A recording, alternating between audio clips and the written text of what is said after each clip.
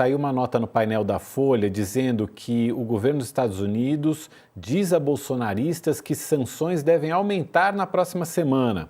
Membros do Departamento de Estado dos Estados Unidos informaram aliados do ex-presidente Jair Bolsonaro que a revogação de vistos de entrada para o ministro Alexandre de Moraes e outros integrantes da corte é apenas o começo. Segundo o relato de um integrante do governo americano, a bolsonaristas, o Brasil terá uma longa semana a partir do dia 21. Isso pode ser também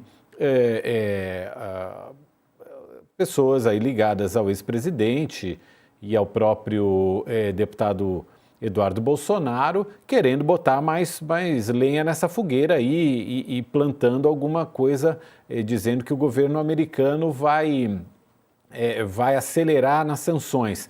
Mas o próprio governo federal brasileiro, como informa aqui a Letícia Casado no UOL, já está considerando como real a possibilidade já estava de que o ministro Alexandre de Moraes seja alvo de sanção financeira por parte dos Estados Unidos. Aí, no caso, seria a aplicação daquela lei Magnitsky.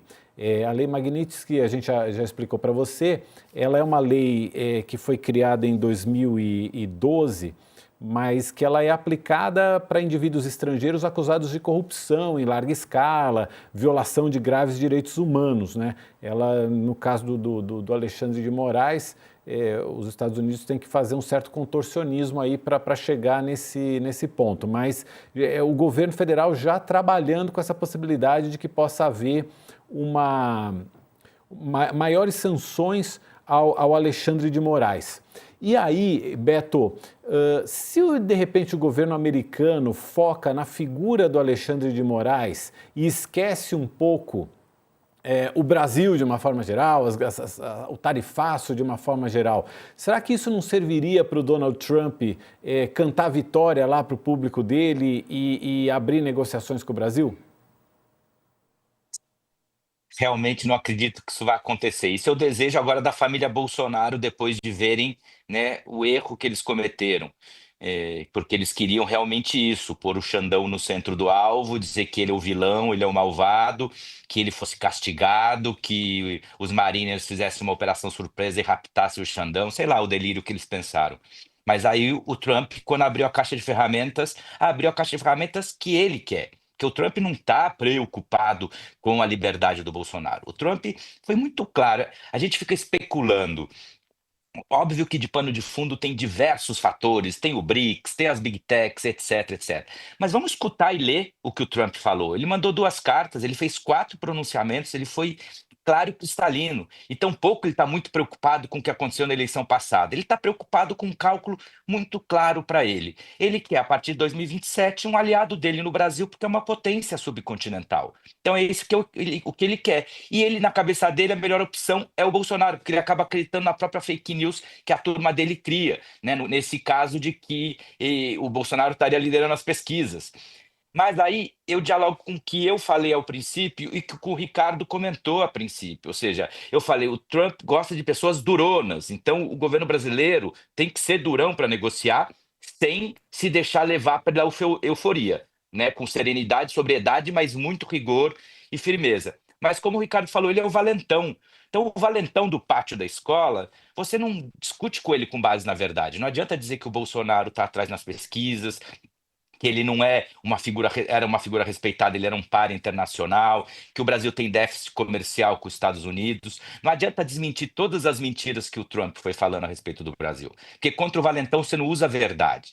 Você tem que usar a inteligência, a sabedoria, a inteligência, porque você consegue, o valentão usa a força. Então, contra o camarada que usa a força, a gente tem que usar o quê? A inteligência. Essa é a sagacidade do Brasil.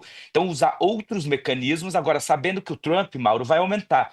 Ele já está ameaçando cortar satélite, cortar o SWIFT, não só de ministros do Supremo, como de outros.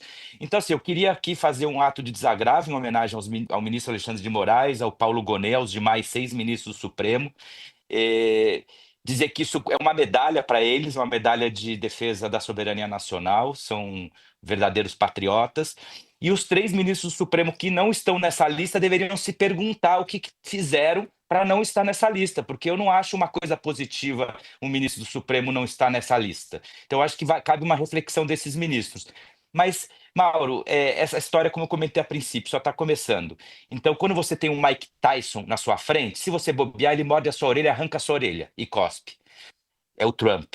A gente tem que ser, como diziam os antigos, que nem o Sugar Ray Leonardo. Como a gente é menor, tem que ser mais ágil e mais inteligente. E bailar mais no ringue do que querer ir para a trocação de socos direto, porque isso vai dar ruim. Então, que o Brasil saiba bailar, usar agilidade e inteligência contra a força bruta e tosca do Trump. Pois é, os Estados Unidos têm um saldo comercial em relação ao Brasil de mais de 400 bilhões de dólares nos últimos 15 anos. Tem 3.600 empresas americanas atuando aqui no Brasil. Os Estados Unidos dependem de uma série de matérias-primas brasileiras também. A questão econômica, em algum momento, precisa pesar também nas decisões dos Estados Unidos. E aí eu pergunto, Ricardo, quando o mercado não quer, dois não brigam, não é de interesse do mercado essa briga acontecer entre Brasil e Estados Unidos. Isso pode ter alguma interferência no esfriar dos ânimos também? Mauro, pode e não pode ao mesmo tempo, tá? Eu vou explicar a minha resposta. Existe um debate há muito tempo nas relações internacionais sobre o que condicionaria mais a política externa dos Estados Unidos.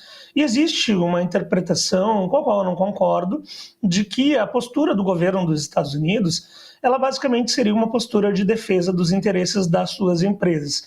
Embora, inegavelmente, o governo dos Estados Unidos, ao longo da história, tenha, sim, representado esses interesses, tenha promovido empresas estadunidenses ao redor do mundo, ao mesmo tempo, em determinados pontos onde há questões espinhosas, o governo dos Estados Unidos se reserva o direito de ter a sua autonomia relativa e muitas vezes de contrariar esses interesses. Eu vou dar um exemplo bem claro para vocês.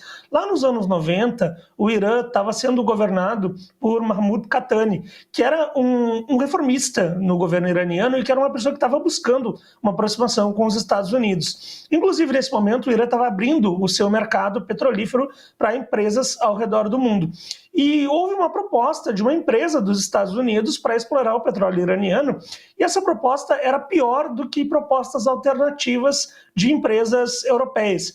Mesmo assim, o governo iraniano optou por dar essa licença para a empresa dos Estados Unidos como forma de justamente promover essa aproximação. E logo em seguida, o Congresso dos Estados Unidos aprovou um projeto com ampla maioria e depois ratificado pelo então presidente Bill Clinton, que eliminava a possibilidade de investimentos dos Estados Unidos num país como o Irã. Na época era Irã e Síria. Então, Irã e Líbia, perdão. Então vejam que muitas vezes esses interesses das grandes corporações, eles acabam não suplantando a vontade política quando se trata de questões de Estado. Agora, ao mesmo tempo, a gente tem que voltar pelo aquilo que eu mencionei na minha primeira resposta. Como os Estados Unidos estão travando essa guerra contra o mundo inteiro, e as empresas estão sendo afetadas de uma maneira bastante significativa, correndo o risco de perder mercados, aí a pressão em cima do Donald Trump vai ser muito significativa.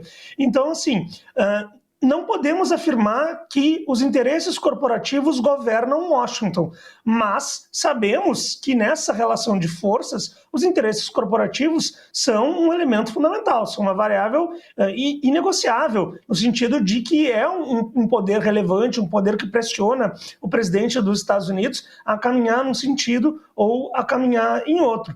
E, ao mesmo tempo, essas retaliações que o Donald Trump está propondo, elas podem sair, inclusive, um tiro no pé. Nessa questão do GPS, por exemplo, a maior parte de nós não sabe, mas o GPS é um sistema de posicionamento de satélites lançado pelos Estados Unidos há décadas atrás, mas hoje em dia ele não é o único sistema de posicionamento de satélites no mundo. A Rússia tem o GLONASS, a Europa tem o Galileu e a China tem o Beidou, que é o melhor deles, que é o que tem mais satélites no mundo. Então, se essa medida fosse adotada, o que aconteceria é que agora todas as empresas brasileiras passariam a utilizar o Beidou, que é melhor, veriam que ele é mais eficiente e dificilmente utilizariam o GPS depois, mesmo se os Estados Unidos acabassem voltando atrás. Então, também existe um grande grau de inconsequência nessas medidas que o Donald Trump está fazendo. Ele acha realmente que o mundo inteiro é servil aos Estados Unidos e que os Estados Unidos têm condição de nos pressionar para aceitar qualquer coisa. Isso talvez tenha sido realidade há muitas décadas atrás, mas não é mais a realidade hoje em dia.